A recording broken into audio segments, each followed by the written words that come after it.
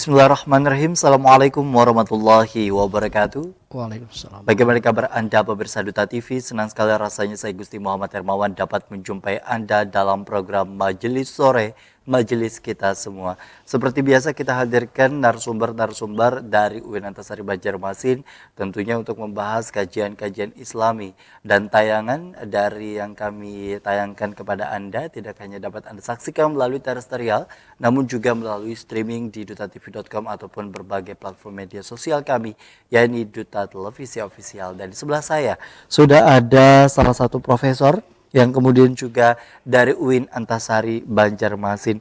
Yakni kita hadirkan di sini ada Profesor Dr. Haji Mahyudin Barni MAG. Assalamualaikum Pak. Waalaikumsalam warahmatullahi wabarakatuh. Bagaimana kabarnya hari ini Pak? Alhamdulillah sehat. Alhamdulillah sehat. Pak sendiri ngajar di fakultas untuk D1? Tarbiyah dan keguruan UIN Antasari Banjarmasin. Oke, di S2-nya tadi di S2 PAI. Pendidikan Agama Islam, Pak ya. Baik, Bapak sendiri mungkin kalau boleh cerita sedikit, Pak. Kalau Bapak sendiri ngajar di UIN Antasari Banjarmasin sejak berapa lama kalau boleh tahu? Sejak diangkat Tahunnya itu tahun 1991. 1991. Belum lahir itu saya, Pak. Itu ya. Baik, artinya luar biasa sudah kurang lebih 30 tahunan ya. Bapak sendiri sudah ngajar di UIN Antasari Banjarmasin. Kita hari ini bicara mengenai pembersihan jiwa, Pak. Ya. Pembersihan jiwa yang mungkin bisa Bapak sampaikan terlebih dahulu pengantar untuk agenda kita pada hari ini. Ya. Jadi manusia itu pada dasarnya kan terdiri dari jasmani dan rohani. Nah, ini jasmani itu adalah substansi manusia yang terdiri dari struktur organisme fisik gitu ya. Jadi ada kepala, ada mata, telinga, hidung, badan dan lain-lain itu namanya jasmani. Kemudian ada namanya rohani yaitu substansi fisik manusia secara kejiwaan yang itu sebenarnya esensi dari kehidupan manusia. Nah, dalam Al-Qur'an dikatakan summa sawwahu wa nafakha fihi mir ruhihi wa ja'alakumus sam'a wal absara wal afidah qalilan ma tashkurun. Jadi kemudian Allah sempurnakan dan secara fisik janin itu kemudian ditiupkan ke dalam janin itu roh ciptaan Allah. Lalu Allah jadikan pada diri manusia itu pendengaran, penglihatan dan hati. Nah, ini Al-Qur'an sudah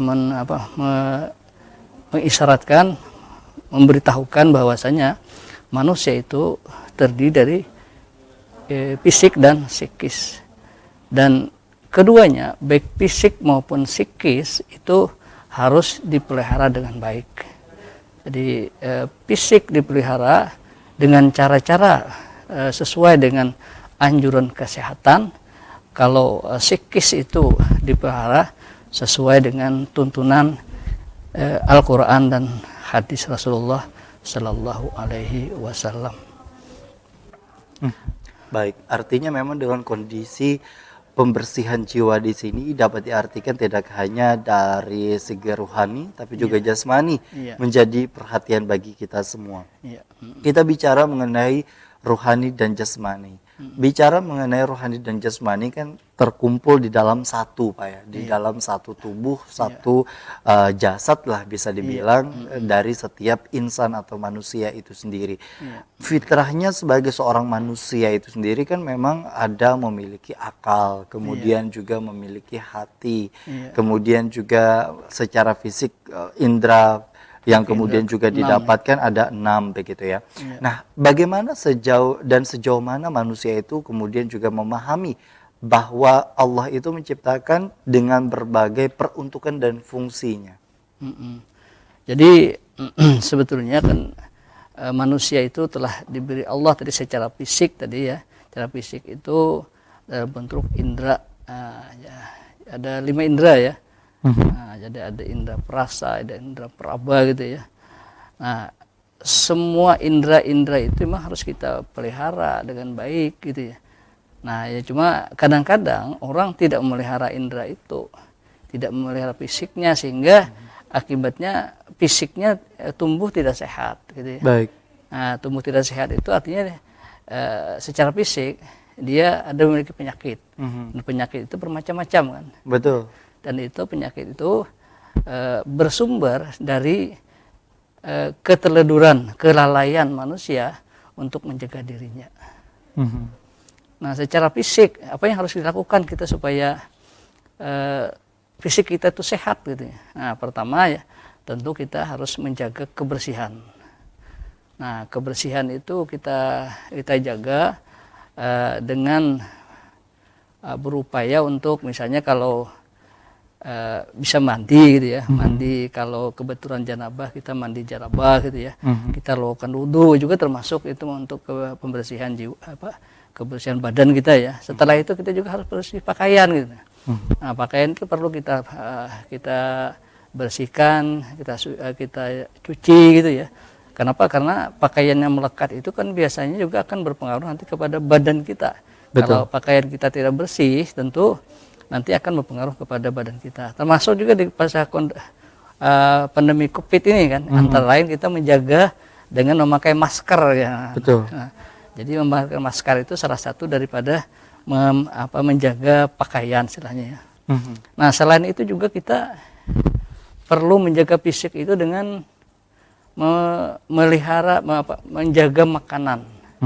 Nah, dalam Al-Quran dan hadis kan sudah ada rambu-rambunya. Jadi makanan yang kita makan itu tidak boleh berlebihan. Kulu washrabu wala tusrifu. Makanlah dan minumlah jangan berlebihan. Kenapa? Karena makanan yang berlebihan itu bisa menimbulkan penyakit. Nah, orang yang mungkin terlalu sering makan tanpa kendali bisa menjadi obesitas. Betul.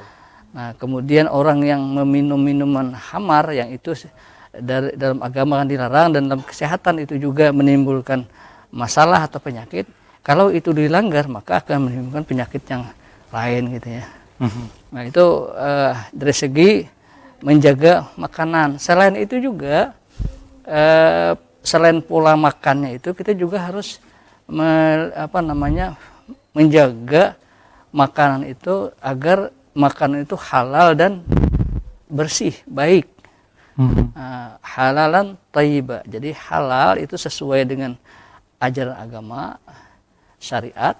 Kalau thayyib itu sesuai dengan anjuran kesehatan. Nah, thayyib itu bisa artinya makanannya bergizi, makanan seimbang. Kalau dulu ada istilahnya 4 sehat 5 sempurna. Nah, itu dalam kaitan untuk menjaga pola makan agar agar kita terhindar dari penyakit. Baik, untuk mendapatkan jasmani yang tumbuh dan tentunya juga sehat begitu Pak ya. Artinya dengan kondisi seperti itu ikhtiarnya tidak lain tidak bukan adalah kembali lagi kepada selain ibadah yang dijalankan juga memperhatikan akan makanan, kemudian juga gizi yang kemudian juga harus diperhatikan. Nah, kita bicara mengenai sejauh mana seseorang itu kemudian juga memahami akan dirinya sendiri Pak, ditambah dengan kondisi lingkungan. Karena kalau kita bicara mengenai lingkungan ini sendiri kan juga berpengaruh terhadap kecintaannya kepada duniawi begitu.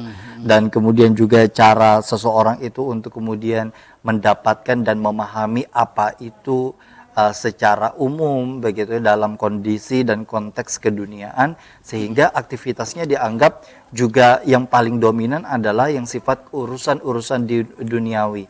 Nah, sejauh mana misalkan para manusia kita atau kita sendiri untuk bisa menekan atau meminimalisir dan mencoba untuk seimbang begitu Pak antara kehidupan dunia dan kemudian juga kehidupan akhirat di tengah kondisi urusan dunia pun juga kian meningkat. Jadi gini, dalam Al-Quran dikatakan fa'alhamaha fujuraha wa taqwaha, surah Sajadah gitu ya. Surah Asy-Syams, surah Asy-Syams. Kami ilhamkan kepada manusia itu kekejian dan ketakwaan. Jadi menurut sebagian ulama dalam ayat ini dikatakan bahwa pada dasarnya manusia itu cenderung kepada ketakwaan.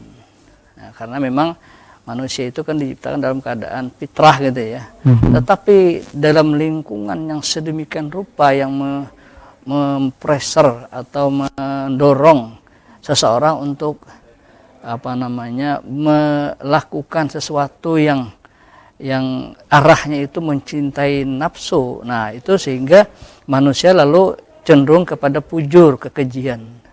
Nah, disinilah ketika manusia itu tidak bisa menjaga rohaninya, lalu nafsu mengendalikan dirinya sehingga dia lebih cenderung kepada dunia. Nah, sebagai buktinya misalnya orang yang cenderung kepada dunia itu dia suka mencari harta yang tidak tahu itu halal atau haram, yang penting dapat gitu ya. Karena memang kesenangan dunia itu memang itulah yang keinginan oleh nafsunya, nafsu syahwatnya ya. Kemudian punya istri, kalau yang bisa mengendalikan kan istrinya yang sah gitu ya. Yang tidak bisa mengendalikan, tentu dia terjerumus pada perbuatan zina misalnya. Meskipun dia mungkin tahu bahwa itu salah gitu ya, tapi karena dia tidak mampu mengendalikan dirinya itulah sehingga dia berbuat seperti itu. Baik, tentunya itu yang menjadi PR juga bagi semuanya Pak ya, untuk kemudian juga mengontrol itu tadi agar tetap bisa dalam kondisi yang memang seimbang. Tapi kalau kita bicara mengenai sejauh mana kita ini membagi Pak, secara umum nafsi atau jiwa yang ada di dalam diri kita itu, karena kan itu tadi disebutkan ada jasmani, ada ruhani begitu ya. Nafs yang ada di dalam diri kita itu menurut pandangan Al-Quran seperti apa? Ya. Nah, dalam Al-Quran itu kalau kita melihat secara garis besar itu ada 3 gitu, meskipun nanti ulama ada yang menambah itu ya, pembagian itu. Jadi pertama tadi adalah nafsul ammarah, yang kedua nafsul lawamah, yang ketiga nafsul mutmainnah. Nafsul ammarah itu adalah nafsu yang mereka itu dikendalikan oleh hawa nafsu. Nah, hawa nafsu ini kan kendaraan setan, artinya apa? Dia dikendalikan oleh setan, sehingga nafsul ammarah ini selalu mengajak dia untuk berbuat maksiat, berbuat keji, selalu mendorong kepada perbuatan-perbuatan yang memuaskan nafsu, dan itu tidak akan pernah puas. Karena itu tidak heran biasanya kalau orang sudah senang dunia itu dia pergi ke diskotek misalnya, mungkin di sana mereka hiburan ya, cingkrak-cingkrak, hanya merasa gembira ketika itu, tapi setelah pulang mereka menjadi hampa hidupnya gitu ya. Ada juga orang yang udah punya mobil 1 mau nambah lagi mobil 2, sudah kaya mau kaya lagi, sehingga kadang-kadang bisa menghalalkan berbagai cara. Ada yang mau korupsi, tahu bahwa itu salah tapi tetap dia lakukan gitu ya, karena dia tidak mampu mengendalikan nafsunya, nafsul amarah bisu ya. Jadi cenderung nafsu amarah itu cenderung kepada perbuatan yang tidak baik gitu ya. Baik, kalau nafsu yang lain? Nah, nafsul lawamah itu nafsu yang sebetulnya sudah ada kesadaran, tapi kesadaran itu belum mampu menekan dirinya 100% untuk tidak melakukan perbuatan dosa. Nah, jadi dia tahu bahwa itu salah, sehingga dia tidak mau melakukan perbuatan itu terang-terangan, tapi sembunyi-sembunyi. Misalnya mencuri itu salah kan, tidak mau dia mencuri kan. Nah, tapi nanti secara sembunyi mungkin dia korupsi gitu kan, orang tidak tahu bahwa itu dia melakukan itu. Nah, tapi setelah dia lakukan itu dia timbul kesadaran, oh itu salah, lalu dia kembali untuk melakukan memperbaiki dirinya, bertobat. Tapi lagi-lagi dia tidak bisa menahan diri lagi, ya terjerumus lagi perbuatan dosa itu, dia bertobat lagi, gitulah. Itu nafsul lawamah seperti itu, sehingga ya mungkin sebagian besar manusia seperti itulah. Ada yang sampai berbuat dosa besar itu kan biasanya sudah itu al-amarah gitu ya. Yang al-lawamah ini yang dosa-dosanya itu mungkin ya tidak dosa besar, tapi dosa-dosa yang membuat hatinya itu menjadi hitam gitu ya, sehingga hidupnya selalu dalam perbuatan maksiat, tapi selalu dia upayakan untuk meminta ampun kepada Allah Subhanahu wa Ta'ala. Jadi punya kesadaran tapi belum mampu memaksimalkan kesadaran itu untuk menekan nafsu syahwatnya itu. Oke, jadi ada nafsu amarah, nafsu lawamah, dan satu nafsul mutmainnah. Nah, nafsul mutmainnah ini nanti kita akan bahas di segmen berikutnya Pak. Ya. Allah bersama kami dalam program Majelis Sore, Majelis Kita Semua.